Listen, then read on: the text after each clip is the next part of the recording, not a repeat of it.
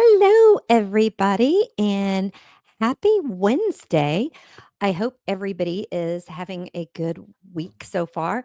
I will say I'm glad it's Wine Wednesday because it's been a week. That's all I'm going to say. It's been a week. But I am Teri True Crime, and welcome to Midday Missing, where we highlight current missing person cases that need more attention. And TCWT Media brings you a range of true crime and non true crime content. We are dedicated to bringing you compelling content in a safe and supportive community. Under the TCWT Media umbrella, we produce a range of shows like the True Crime and Wine Time podcast show, the Hey Ho Show, the investigation into the disappearance of Chase Lackey, Night Court, the transcripts, Women on Death Row, Dearest Mother's Darkest Secrets, our newest series, and it's very dark. And of course, Midday Missing. And guys, we will be announcing soon some new series that we have coming out next year. We have some new shows as well as some new series. So you're going to want to make sure you subscribe to our YouTube channel. It's completely free. So that way you stay up to date on all of our content. And if you hit the little turn on notifications, it will send you a notification before we go live every time and when we drop new video content or shorts. So I would suggest you go do that. Now, if you want to help support us and our shows and get early access to certain shows and get exclusive content like behind the scenes footage, members only live chats, and bonus episodes, and special badges and emojis to use in live chats, you can click the join button on our YouTube channel page. There's multiple membership options, and it's a great way to get some extra content and to help support the show. Now, I do need to tell y'all, I was going to post some behind the scenes footage from back when JT and I just did the podcast and we didn't live stream. Well, lo and behold, I went to those folders and I guess I was trying to clean up room and I deleted all the videos.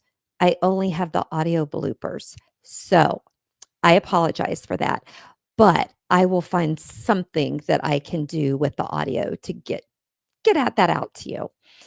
Now, I also wanted to share a couple of special announcements. We will have Javier from the Pretend podcast on our normal True Crime and Wine Time live stream on December 12th. And if you have not seen our live stream where we had Anthony Christopher on earlier this month, you're going to want to go and watch it before we have Javier on the show. Javier is going to share with us his experience of working with Anthony and the challenges of dealing with the bunny boiler LaDonna Humphreys, because she is a bunny boiler. Now we are also live for True Crime and Wine Time tomorrow night, and we are covering spy crimes. Then on December 16th, we will have our 1,000 subscriber live stream party. Yay! We have so many fun and crazy things happening.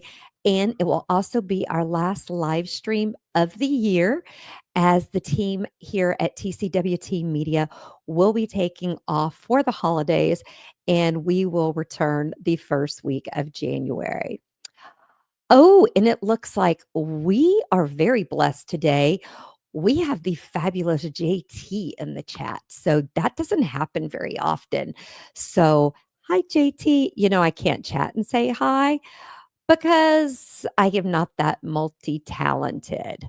But I had our two cases planned that we've been advertising, but I added another missing person case because it is a friend of the TCW team, because my co-host of True Crime and Wine Time, Mr. JT, he is friends with the cousin of Nicole Scott. Nicole Scott is 38 and she was last seen on October 7th, 2024. Nicole has been a long-term resident of Hornell, New York. However, she was born in Texas, so she's a Texas girl.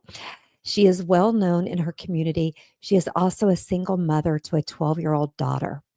Now, following a difficult separation, Nicole faced personal struggles, but her brother said she has shown marked improvements over the past year.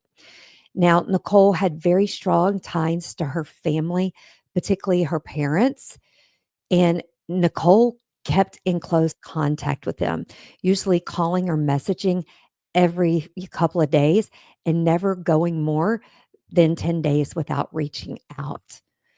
Now, Nicole's father, Todd, had admitted her to Helio Health Rehabilitation Center located on Brighton Henrietta Road in Brighton, which is a suburb of the fabulous Rochester, New York. Been there, loved it. On October 6th, guys, she checked herself out of the facility the following morning on October 7th around 11:30 a.m., which marks the last confirmed sighting. Now, I'm going to assume she was there for voluntary admission since she was able to check herself out. But still, that's very scary. Since her departure from Helio Health, Nicole has had no social media activity, which is very unusual for her. Apparently, she was very active on the socials. So that has the family very worried as well. When family members noticed this sudden silence, it prompted them to file a missing persons report with Brighton Police Department. Like I said, also adding to her concern or adding to the family's concern, her social media messenger for Facebook now is inactive and unable to receive messages, which they say is also very uncharacteristic for Nicole. So, like I said, they are very concerned with her. She's, like I said, she'd been having a rough time going through a separation, maybe having some type of mental health crisis. So, they are very worried about her. Nicole was last seen wearing sweats, an olive green hoodie, and pink Nike sneakers. Okay, guys, we know pink is my thing. So, love that, Nicole. Nicole is 5'3" and weighs 165 to 180 pounds. Guys, I don't like to give women's weights because it makes me very nervous. But since she is missing, we are going to share that.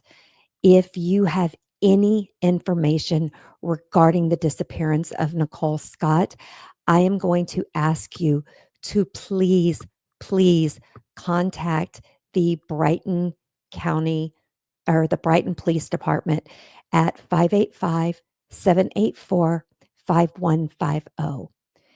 And to Nicole, if somehow you see this, please call the Brighton police or your brother or another family member. They are all very worried about you and they want you to be safe.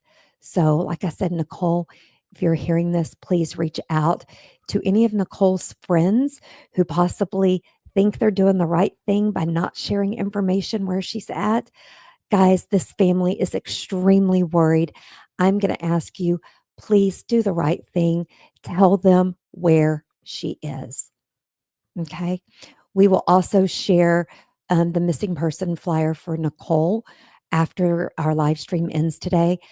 As I will ask with all of the other cases, please share her missing person flyers. If you live in the Rochester area, please go ahead and tag establishments that you know of in Rochester, any neighborhood groups, things like that. Let's get the word out. Okay. Now, next up is a case that has haunted a small Louisiana community for over a decade. Guys, I don't know what it is, but every time I go to record, my face starts itching. Maybe it's nerves. I don't know because I'm shy and all that. Just kidding. But this is the story of Barbara Ann Blount. Barbara Ann Blount was a 58-year-old mother and grandmother living in Holden, Louisiana, which is a rural community in Livingston Parish. Now, described by her family as sweet, soft spoken, and deeply religious. Barbara had simple routines and close ties to her church and family. It's said she was the kind of person everyone felt comfortable around, often lending a hand or just a listening ear. Guys, I love that, and I want y'all to look at her picture. She looks like just a sweet lady. I literally just wanted to hug her when I saw this picture. I don't know, just something about her face looks very inviting to me. So on May 2nd, 2008, Barbara Ann went about her usual day, but she never finished it. That Friday morning started like any other. Barbara was home alone at her property on Highway 441. She was planning to prepare a pot of vegetable soup. Yum. She was last heard from around 8:30 in the morning after a brief call with her cousin. Now, Christy, Barbara's daughter, tried to reach her mother around lunchtime, but Barbara did not answer, which was unusual. But guys, by that afternoon, things took a very dark turn. Around 4:30 p.m., one of Barbara's relatives, after getting a call from Christy, went to Barbara's house and made a startling discovery. The door was wide open and there were signs of a struggle. Barbara's phone and keys were found inside, and two of her kitchen chairs were overturned. But guys, Barbara was nowhere to be found in the house and has not been seen since. Now, a search began almost immediately. Family, friends, neighbors, and local authorities scoured the surrounding area. Guys, Barbara's 25-acre property, they searched. 25 acres is quite a bit. If it's in Louisiana, I'm assuming lots of trees, lots of moss, lots of stuff. So then Barbara's car was discovered less than a mile away in a secluded field off of her property, and there was no signs of her inside. And despite, like I said, the extensive search, there's not a single trace of Barbara that has been found. And back then, guys, we didn't have surveillance cameras, doorbell cameras everywhere. Plus, she lived on 25 acres. Okay. Like I said, the investigation did uncover possible signs of foul play with those chairs turned over. And they said that hinted at a struggle. And they said the distance where her car was located raised questions about how and why it ended up there. Yet, guys, the search dogs couldn't find any clear scent trails, and no obvious signs of forced entry were reported at her home. Now, I'm going to tell you, my first thought was she in her house? Somebody knocked on the door. Maybe she knew them. She opened the door. They grabbed her, picked her up, took her in a vehicle, did something to her, came back and did something with her car. I don't know. It just scares the heck out of me to think that something happened. But as days turned into weeks and weeks into months, months into years, the leads have begun to dwindle. And authorities are considering every possibility, whether an abduction, foul play, she went off on her own, or was it a chance encounter that went terribly wrong? Now, Barbara's family, especially her children, Randy and Christine, remain vigilant, holding on to hope while fearing the worst. They have said they do not believe their mother would leave on her own accord. Like I said, despite all these years, her case remains cold with only a few details trickling in now. One of the key challenges faced by the investigators was the sheer isolation of her property, surrounded by dense woods and farmland, and the remoteness of her home made finding concrete evidence extremely difficult. Guys, if you've never been to Louisiana, I mean, it can be thick. It can be really thick. So in 2021, new sheriff's detectives reviewed the case in the hopes of finding something previously overlooked. They combed through tips and re interviewed witnesses, hoping someone would remember a small detail or that new technology could bring some fresh insights. Unfortunately, guys, no new substantial leads came from this review, leaving Barbara's loved ones still waiting for answers and wondering what happened to their mother. Barbara Ann Blount's disappearance should be a reminder to all of us how A single moment can forever change the lives of an entire family and community. Think about it. Somebody talks to you on the phone 8:30 in the morning, and by lunchtime, no one can get a hold of you. That it can happen that quick. For over 16 years, Barbara's children have lived without their mother, clinging to that hope that one day she will be found, or at the very least, they'll know what happened to her.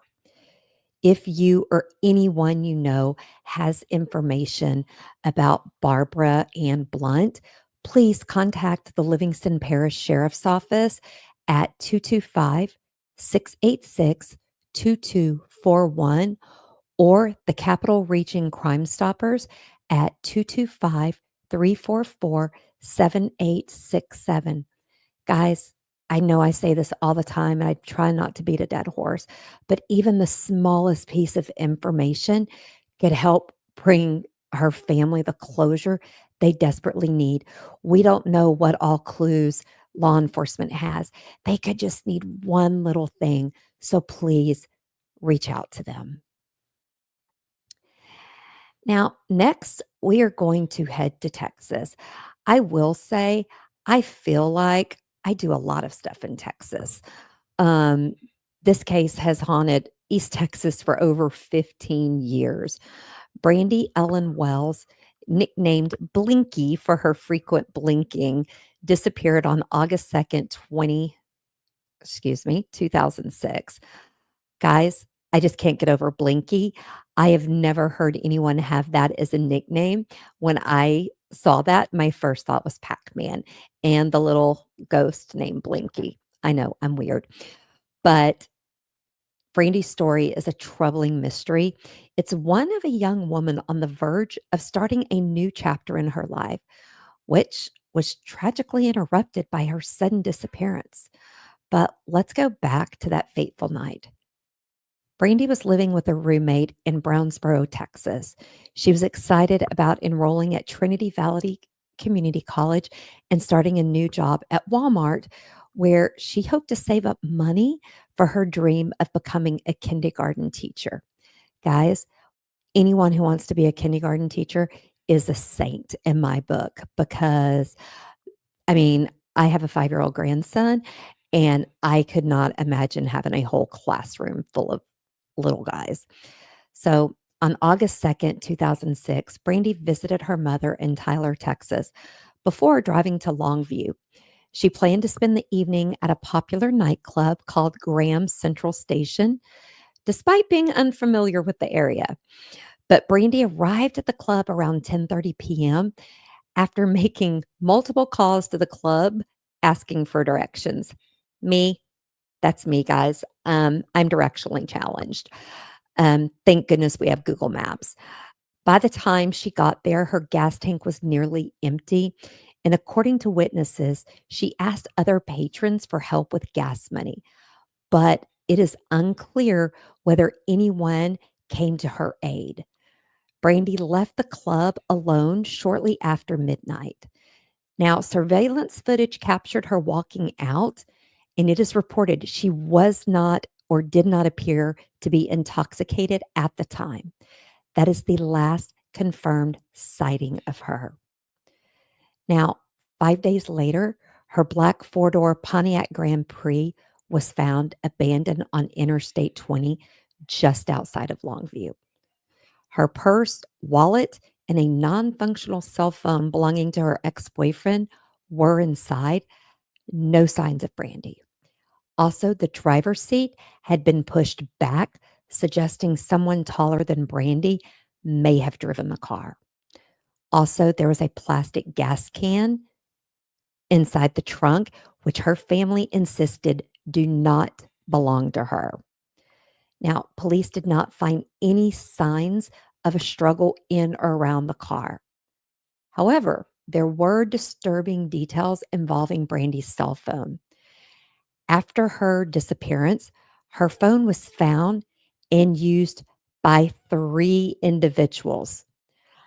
Guys, I'm going to just tell you right now, you find a working cell phone, you need to take it to the nearest police department. If you're inside a Walmart, a Target, a grocery store, turn it into their customer service desk. Anywhere else, turn the bleeping thing into the police. Don't just pass it around for people to use it.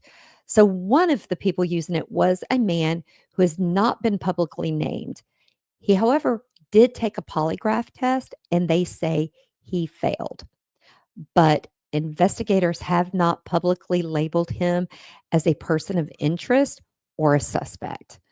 And despite multiple interviews, this man, as we probably are guessing, remains a person of interest, but they haven't publicly said that. But it's leaving doubts about the case. Brandy's disappearance has taken a huge emotional toll on her family, especially her mother, Ellen Tant. Ellen recalls Brandi as a family oriented young woman who would not have disappeared by choice. Ellen and her family have faced years of unanswered questions and occasional scares from leads and discoveries, like the one in May 2021 when suspected human remains were found in Longview. That discovery did turn out to not be Brandi, but the family has said every tip like that does reopen old wounds, but they say don't stop calling them in. And in Ellen's words and Teri's, nobody should just disappear off the face of this earth. Guys said it. Somebody saw something, knows something. People can't keep their mouth shut. Somebody told. Somebody knows something. But despite the frustrations with the investigation and the passage of time, Ellen continues to hope that one day someone will come forward with the information. Guys, I've said this before and I'm going to say it again. Brandi's story should remind us all that when a person goes missing, it's not just that person who suffers. There are families left in the dark fighting tirelessly for answers. And I want you all to think about going to bed every night not knowing where your loved one is. Do the right thing. Just if you see something, say something. So what if you say something, they check it out, and it really wasn't a big deal? It's better than later saying, "Oh, I saw this girl being this, or this." Please, if you have any information about Brandi's disappearance, please reach out to the Longview Police Department at 903-237-1110. As of today, her case remains unsolved. But guys, your help, okay? Your help sharing this episode, sharing the missing person flyers can help tips come in that will help find a resolution. Okay. Now, since I had a rough week last week and a rough weekend, and we're coming up into Thanksgiving, I wanted to share a cute little story. Before I get into the story, I want to tell you why the character's name is Tom the Turkey. Back when my boys were young, we lived by Tom Thumb, and it was Thanksgiving time and went to go buy the groceries. I was a single mom, and they had someone dressed up in a turkey outfit, and his name was Tom the Turkey. And my kid said hello, shook his little feather hand thing. Then, when it came time to cook the turkey for Thanksgiving, my son goes, "What's that?" And I said, "Jeffa, that's like Tom the Turkey. Remember you met him?" Jeff did not eat turkey that year, and he cried because he said it's not nice to eat Tom the Turkey. So I decided to use Tom the Turkey in my little story. So, in a little farm nestled between tall mountains and golden fields, Tom the Turkey had heard enough about Thanksgiving to know that it wasn't exactly the best holidays for turkeys. And Tom wasn't just any turkey, he was a clever, a bit quirky, and had a knack for getting into trouble. But this year, he was determined to stay out of trouble. And on a crisp November morning, when Tom overheard Farmer Bob talking to his wife Ethel, the words Thanksgiving feast and roast turkey floated through the air. Okay, guys, that sends a chill down my spine. But for Tom, he felt a chill running through his feather. and he muttered, "Oh no, that's me. They're talking about me." Tom had never been a bird to just sit back and let things happen. Nope, he had a plan. He tiptoed back to the coop, which is tricky for a turkey, guys, gathered his flock, and said, "All right, here's the deal. I'm going into hiding until December.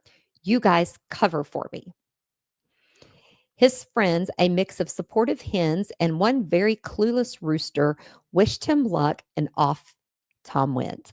Tom's first attempt at hiding wasn't actually wasn't exactly very subtle. He tried to camouflage himself in a pile of fall leaves, poking his head out every now and then to check to see if the coast was clear. But soon his tail feathers started shaking in the chilly air, and a squirrel took up residence on his head, mistaking him for maybe a pile of nuts. Next, he tried to hide behind a scarecrow in the cornfield. Genius, he thought to himself. No one will think to look for a turkey out here. But Farmer Bob, not the most observant man, most men are not observant, but noticed something was off. "Hey, Ethel," he said, "since when does our scarecrow have feathers?"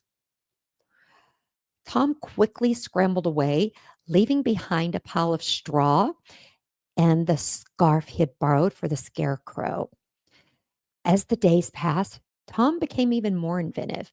He posed as a garden gnome, complete with a pointy red hat and a fishing pole. He had close calls, but somehow managed to keep his tail out of the fryer. Thanksgiving morning came around, and Tom was hiding in plain sight, disguised as one of the lawn decorations outside Farmer Bob's house. As the sun rose, Tom watched the family bustle around the kitchen.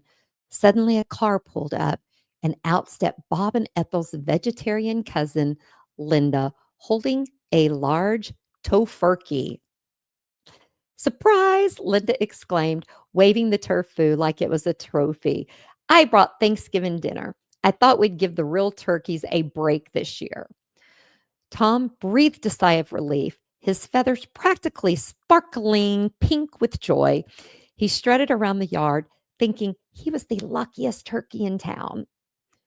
From that Thanksgiving on, Tom became something of a local legend. Every November, he disappeared into hiding, coming up with increasingly wacky disguises. And every year, he somehow manages to avoid becoming dinner, all thanks to his quick thinking, sheer luck, and maybe just a little help from Cousin Linda and the tofurkey. And so Tom the turkey gobbled on, outsmarting farmers and feasting on pumpkin seeds, forever grateful he'd escaped another Thanksgiving. So I hope that is a nice little palate cleanser for you guys. We are coming up on Thanksgiving, and I do love the thought of Tom the turkey. So I do want to thank you all for joining me today, and I look forward to seeing you again on Monday for our next episode of Midday Missing. I look forward to seeing you Thursday night on True Crime and Wine Time for Spy Crimes. And don't forget, you can also join our Facebook group, follow us on all our social media platforms. And remember, you can catch all of our shows right here on our YouTube channel. You can also listen to our True Crime and Wine Time podcast on all of your favorite podcast platforms. Midday Missing is also now being dropped onto those podcast platforms. So, as always, guys, until next time, stay safe, watch out for crime, and enjoy your wine time, especially on Wine Wednesday. Bye, guys.